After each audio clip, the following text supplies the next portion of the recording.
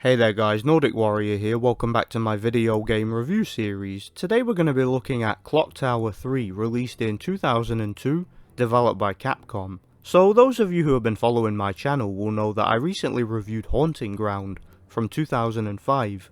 And that game is generally regarded by many fans as a spiritual successor to the Clock Tower franchise, which sadly ended after this game. The game is a classic survival horror game, similar in many ways to games such as Silent Hill or Alone in the Dark, and it's a game that in my opinion is a pretty underrated one in that genre. You play as a soon-to-be 15-year-old girl called Alyssa, who is currently in boarding school where she was sent by her mother several years prior. She receives a phone call from somebody claiming to be her mother, leading her to return home immediately. One thing leads to another and she finds herself in a nightmarish predicament filled with stalkers, ghosts, time travel, and all sorts of terrors to contend with. The majority of the game consists of traversing several locations across different time zones and trying to get to the bottom of the mystery. Without giving away too much of the story, throughout the game Alyssa finds out more about her family's history and starts to uncover her own destiny. The game has many cutscenes and is a lot more story driven than most survival horror games. The main horror element of the game is the stalkers. At certain points of the game you will be confronted with a particular stalker to contend with, for example, Sledgehammer, a huge man wielding a giant sledgehammer who just wants to smash your head in for no particular reason. I killed her.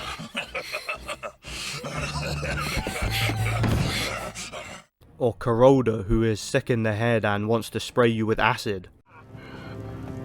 Want to join them? I hear the acid's lovely. Each of these stalkers has their own visual aesthetic, as well as their own fighting style. Some of them prioritize melee attacks, and are most dangerous at close range. Others actually have long range attacks. The one that annoyed me the most was Chopper, who seemed to be much faster and more persistent than the rest. Now you know, Alyssa, this is what happens to those who dare to stand against us.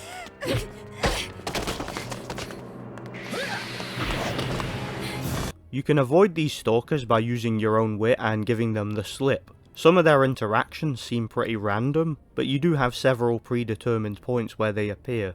Also, making too much noise can attract them. You have several predetermined hiding spots that can be used to hide from the stalkers and wait for them to disappear. However, you can usually only use these once and they don't always work. Just like in the last game I reviewed, Haunting Ground, the stalkers can sometimes check your hiding places, making them useless. Also, if a stalker is nearby, then your panic meter will continue to rise despite hiding. Speaking of the panic meter, this indicates Alyssa's overall well-being. If a stalker approaches you or tries to attack you, the panic meter will rise. If it gets too high, then Alyssa can have a full-on panic attack. Once again, just like in Haunting Ground, this causes you to lose control, and Alyssa's controls and movement become more erratic and basically start spazzing out. She will stumble around, fall over, and even freeze up on occasion. This makes getting away from the stalkers much harder, as you don't have much control, and are unable to interact with the environment. Throughout the game you can find and collect lavender water, which can be used to lower Alyssa's panic meter and get her back to normal. Be sure to ration these and use them sparingly. You can also find sigil stones that can distract enemies, as well as invisibility bands that turn you invisible for a short time. These can be useful, but sometimes the stalker will wait around long enough for them to run out, and they will be wasted. Once again, use these sparingly and try not to waste them, if you want to have them for the later stages of the game. In addition to the hiding spots, you also have predetermined interest points that can incapacitate stalkers for a while.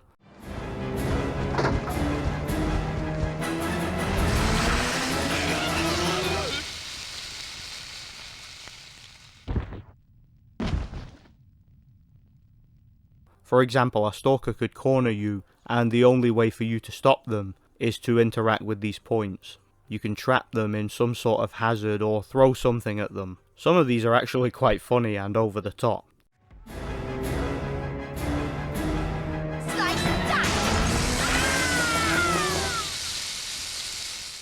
The sad thing is that these only work once and they don't stop the stalkers for very long. In addition to running around and trying to avoid stalkers, you also have plenty of puzzle solving sections. The game has a bit of backtracking here and there, but not too much, and the game never really feels linear. The puzzles are easy enough to do if you are used to these kind of games, and they never really feel forced or used to pad out the game. Another feature the game has is spiritual healing. Throughout the game you will come across ghosts who will lash out and attack you. These ghosts will be hanging around because they have some unfinished business and are looking for a particular sentimental item. Find that particular sentimental item and return it to the ghost's remains, and in return the ghost will give you a useful item. I really like this feature. It's usually optional and the items are not necessary to complete the game, but they are useful. Sometimes though they are necessary to progress in the story, so be sure to not completely ignore them all the time. One item that you'll be relying on throughout the game is a flask of holy water that Alyssa carries around with her. This can be used to unlock certain doors and activate certain portals in the game, and can even be used to temporarily incapacitate ghosts to stop them attacking you, and can even be used on the stalkers for the same reason. You can refill your holy water flask by using water fountains and even vases filled with water. Water fountains can also be used as save points along with diaries. The game also has several boss battles. Just like in Haunting Ground, Alyssa will eventually have to stand her ground against a particular stalker, and in these sections she's given a bow. The bow can be used to shoot the boss to damage them, and if you charge up your shot you can chain your opponent in place temporarily, as well as do more damage. If you chain the boss 3 times, you can perform a special attack that can sometimes finish the boss in one hit.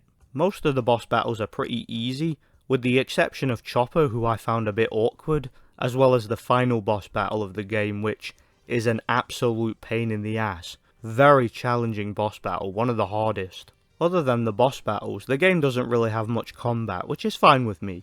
The boss battles do their bit to add some variety to the game, and are much appreciated by me. The game is quite short when compared to most survival horror games, but there is definitely some replay value to be had. When you complete the game you get a few unlockable features. For example, you can replay the game with a new mode called Cleared Mode, which is much harder. You also unlock several new costumes for Alyssa. Now, call me old-fashioned, but I personally think that a couple of these costumes are a bit inappropriate, since Alyssa is supposed to be a 15-year-old girl. But yeah, I digress. This didn't bother me in Haunting Ground because the main character of that game is an adult, but in this game that is not the case. So that's pretty much all I have to say about the game. Clock Tower 3 is for the most part a solid survival horror game with a real classic horror game feel to it. The graphics and presentation are pretty good, and the game makes great use of motion captures for its character models, although some of the movements in the cutscenes are a bit too exaggerated for my liking. Oh, come on! That was then and this is now! Wait a minute, would you? Something special. The game has a decent soundtrack, and the overall sound design is pretty good. I give Clock Tower 3 a solid 7 out of 10.